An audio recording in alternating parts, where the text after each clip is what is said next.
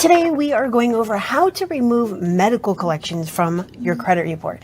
And this video was actually requested by multiple people, so for the issues that you're having, make sure to drop it in the comments and let me know, because if there's enough people, I might make a video about it, all right?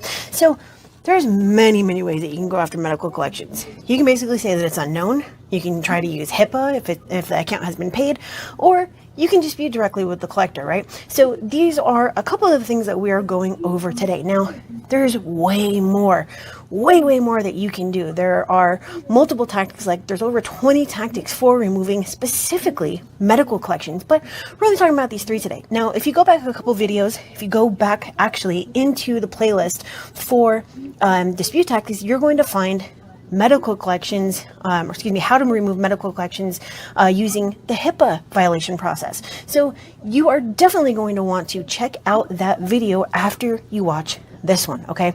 Now, if you go back a couple of years, you're also going to find 5 videos specific to removing medical collections. So if you take a look at your screen, you're going to see a flowchart, right? Gotta love flowcharts. Anyways, you're going to see a flowchart, and there's 2 specific things we're doing here. On the left-hand side, we have our bureau disputes, and on the right-hand side, we have our direct to collector disputes. Okay, so if at any time you would like some more information on factual disputes or just some better resources than just videos, you can always go down into the description, click on the link for the subscriber hub or just the member vault, and get access to free, awesome tutorials right there. Now, if this is just not for you, you don't even want to dispute anymore, because yes, this is frustrating, that's okay. You can schedule a call directly with me one-to-one to see if I can take over your credit file and do the credit sweep for you. That link is also in the description, as well as the very first comment. So let's get going. We are going to go over on the right-hand side, direct to collector first, okay? So obviously, we have our medical collection. This part doesn't matter if it is paid or unpaid, because the very first thing that we have to do is figure out if it is. So if the account is not paid, or you're really just not looking into paying it, you don't have the money, you don't want to pay them, whatever the thing is, if it's not paid and you're not going to pay it, you're going to skip this first step, all right? So you cannot use the HIPAA violation process for medical collections, specifically if the account is not paid or you're not going to pay it. So if not, you're going to go down to the validation of debt method, direct to the collector. If you are willing to pay the account, or you have already paid the account, then you can attempt to use the HIPAA violation process. And again, go back to the playlist for dispute tactics and check out video number 1, okay? So let's assume that you're not gonna pay it, or it's not paid, or this process didn't work. So we're gonna go down and start our validation of debt direct to collector. Now, I have substantial documentation on how this works, so if you're interested, I may post a link in there, but if you're interested, I may actually create a video series, if there's enough people that want it, where it breaks down how to actually do this entire thing, okay? So we're going to send out letter 1, and it's really just a request for validation, okay? So I really don't like templates, but that's for the bureaus. When you're dealing with the creditors and the collectors, it's okay to use templates. You actually don't want to put things in there that are not supposed to be there, or not put things there that are supposed to be there. So it is a great way to ensure that you're sending out the right thing, okay? And they don't handle disputes the same way that the bureaus do. So they're not looking to see if this letter has already been sent a million times and all that kind of stuff. They don't do that, okay? I mean, most of the time your disputes go in the garbage anyways, but that's besides the point, all right? So it's okay to send out templates to the collector. So we're going to send out letter 1, a very simple request for validation. Now, there are different variations for the letters that you can find. I always use the same one. So mine do not vary, but there are certain things that I don't like in some of the other letters, like threats and all this other stuff. So mine's very specific, okay? I'm probably going to share one later on with what it looks like. So let's say that 30 days later, you pull your report, that account is still on there. Now what do you do? Well, did they reply with the requested Documentation. Did they validate this debt for the account is on your credit report? If not, you're going to go to letter 2B, where they either didn't reply or they didn't prove it.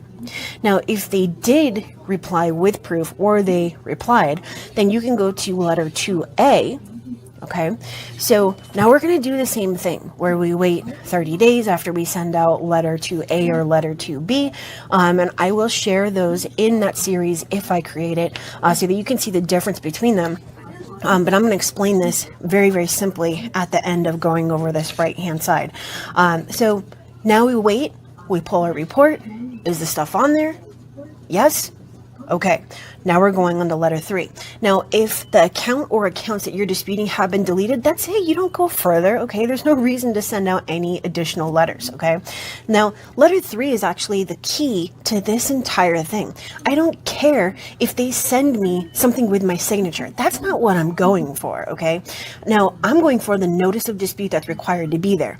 I'm actually going to start sending out my letters for this or these accounts specifically prior to sending them or disputing them with the bureaus. So if I were to add an additional note to this, I would put wait 15 or 30 days prior to disputing with the credit bureaus over on the left-hand side. So did they enter the required notice of dispute within 30 days from the date that they received the first letter? If no, it's a violation. It is a violation. Now, if they did, but they didn't send you proof, it's a violation. If they sent you proof but didn't put the notice of dispute, it's a violation. Now, you can only get them on one violation. It's not like you're going to get like $1,000 for this and $1,000 for that and $1,000 here and $1,000 there. You're only going to get them on one violation, right? Or you're only going to get money for one violation, even if there's like 5, okay? So just keep that in mind if you are going to go through with a lawsuit for this, all right? Now, your last step to this is going to be letter 4, the intent to sue, or that you have already filed because you're going to send them a copy of it. But I always say put that on the back burner, go through the entire process with the bureaus on the left-hand side first before even considering to do that. Now, if you are one of those people that just go and, sue everyone and their mom, then hey, that's your prerogative. Do what you do. But I'm very specifically talking about this and trying to keep you out of, away from having to go to court, okay? So if we were to just kind of put our hand over this last part right here and pretend it's not there, let's pretend that we're just going to jump over to the left-hand side and we're going to say, you know what? We're not talking about lawsuits right now. But just in case, it is there in case you need it, okay? So now we have waited our 15 to 30 days and we're going to send out letter 1. So the way that this would work is you would send out your letter 1 request validation, wait 15 to 30 days, and then send out letter 1 for the bureaus. Okay, so you don't go all the way through the right-hand side and then go over to the left. There's only 15 to 30 days between sending out letter 1 request validation and letter 1 for the credit bureaus. Now, this is really, really simple. You're going to tell the bureaus that you don't know what this is. Like, what the heck is this? Okay, I don't know what this is and I want you to remove it. Letter 2, if it's still there, well, okay, I told you that I don't know what it is, but now I need for you to give me proof of ownership, right? Like, what do you have? And I know you don't have anything that proves that this account belongs to me. And just as a side note, the bureaus are actually required to have this documentation on hand when these accounts are submitted by the furnisher or the collector, okay? So obviously they don't have it. What gets submitted over to them is literally just records in a database. At first it's only like 100 to 200 accounts when they first get it set up, and then they submit however many that they want if there are no issues, right? But there's never any additional documentation. The documentation is only obtained or, an investigation into documentation or accuracy after a dispute has been submitted. So that is very important to understand. Now, if the account is still there and you're obviously still disputing on the right-hand side, you're going to go over to letter 3. The collector didn't validate. Don't use the word verify.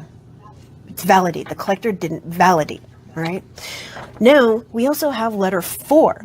Now, letter 4 is actually where you start the factual disputes. Okay, we've already gone through the very basic, like this crap is unknown type of deal, and now we're going over to factual, because we don't want to continue on with that. This is unknown, this is unverified, this is unknown, this is unverified, you didn't prove it, blah blah blah. You know how much I hate that process, so that's why we're only using it minimally, and if it doesn't work, that's it, we move on. Okay, and just as a side note here, on the right hand side, when you're disputing with a collector, if you have multiple accounts with that one collector, same collector name, same account number, same everything, not account number, address, same everything, then you can put multiple accounts on that one letter. You don't have to send one letter per account. You send out one letter with all of your associated accounts for that collector. Okay, so on letter 1, as you know, we start with our blatant inaccuracies. Right? Now we can go after violations. We can look for late payments or a past due on a collection. We can also, and this is very important, please listen to what I am going to say. I see this all the time. I can't even tell you how many times I see it. I just saw it this morning. It's where it just says original creditor and there's no collector name and there's no address. That cannot be verified. And furthermore, section 623 states that if an account might be inaccurate, right? If there might be an issue with it, then whoever the furnisher is, whoever is going to report the information must report an address for the consumer to directly contact them. So by them reporting original creditor, no name, no address, that takes away your right to contact that collector or that furnisher directly. So that is a violation of section 623. Okay, that is very, very important. You can get an account removed just by going after that. So now we looked for our violations, and now we're just going to go down the hierarchy, but it's in a very specific order for medical collections. So we're looking at the elements. We're going through the date last active, the date last paid, and the payment history. Now on letter 4, I think it's letter 4. Is that supposed to say 3? Letter 3. Okay. So my bad. That's a typo. For letter 3, we're going after the notice of dispute. Just the same as when we went after the collector on letter 3 for notice of dispute, we're also going after the bureaus. So please understand that the bureaus are more likely to enter this required notice of dispute than the collector, which is why we start with the collector first so that we can target them on letter 3 to get our deletion. All right. Now, lastly, we can go after, and this is letter 4, the date last reported. So when you dispute and they quote unquote verify something, they're supposed to update the date last reported to be when they verified this account.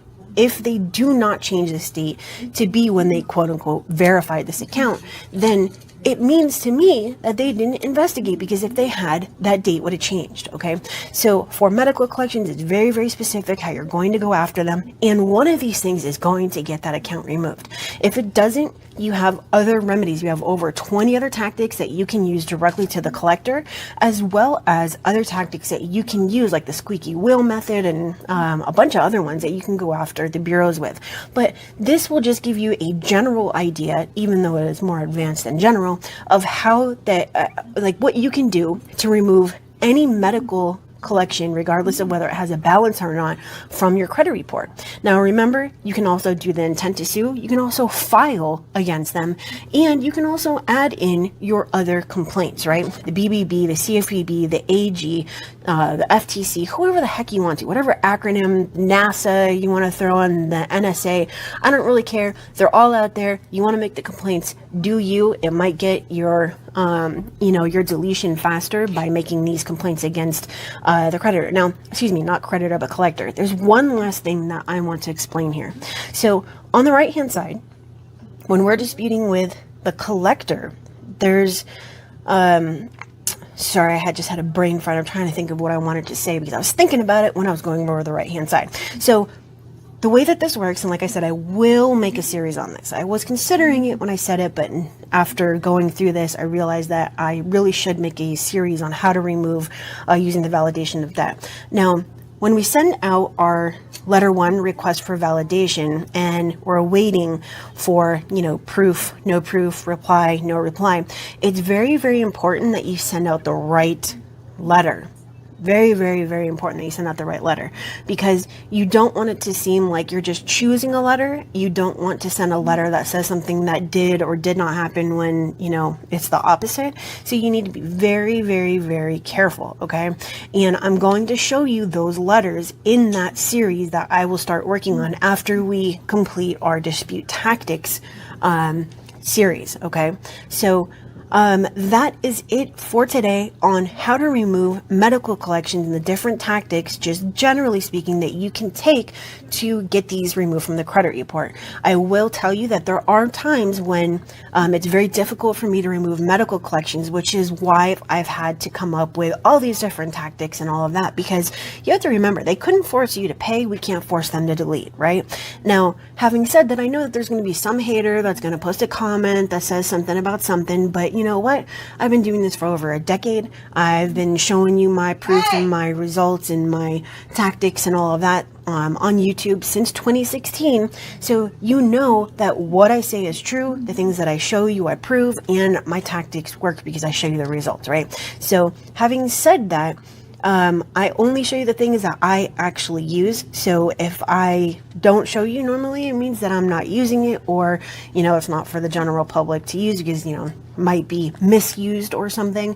But anywho, if you want to learn more about factual disputes, you can go check out the free subscriber hub. The link is in the description, as I mentioned. And if you want to schedule a one-on-one call with me, that link is also in the description, and it's at the top of the screen as well. It is vcita.com/expert credit sweeps, and I'll help if I can. All right. So that is it for today. Go check out that video 1 for HIPAA violations process, for medical collections.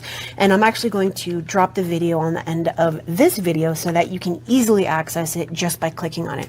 So I hope you have a wonderful day. I hope this clarified how to remove medical collections. And again, just as I mentioned in the beginning of this video, if there's something that you would like to see, if you want to learn specifically, make sure to drop it in the comments so that I see it, and so that if there are multiple people that are requesting the same thing, then I'll make the video, because that's why I made this video. All right, so again, that is it. Have a wonderful day, and have a great rest of your week, and take care.